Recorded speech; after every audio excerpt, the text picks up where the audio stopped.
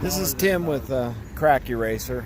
Hope you can see my face. I got my new shirt, my new logo now on.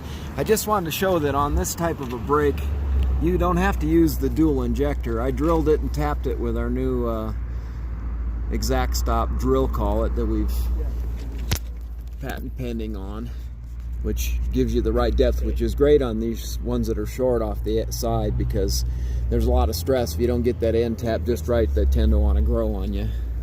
But you can use a single injector. I just put 45 in this, and I'm hoping this will go without me flexing from the inside. Sometimes you have to flex, or you have to use the two-hole method to get it to go, because they're going to be pretty tight.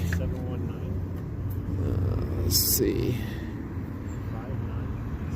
But the tool will slide enough. It's not quite there yet. You don't want to put too much pressure on it, because it can cause it to spread. You can just kind of rest your thumb and just put a teeny bit on. I might have to stick my little tool in her and flex a little. Or like I said, if I'd have drilled another hole, do the two-hole method, then that would have got this on down further. But you can use just 45 on something this short. That's what I want to show. And this tool will slide, and I'll show you how to do it. You can you won't be able to see this for a second, so maybe you can.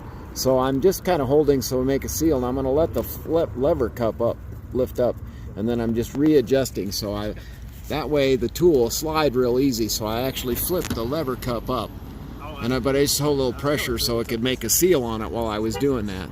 And then that will allow, yeah, see, now we're going. That also takes some pressure off the glass, which makes it to where it'll start injecting really easily.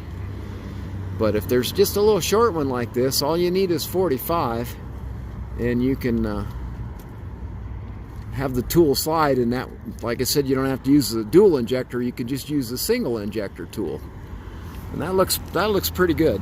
Now we'll take the sunshade off, and we'll go ahead and cure it.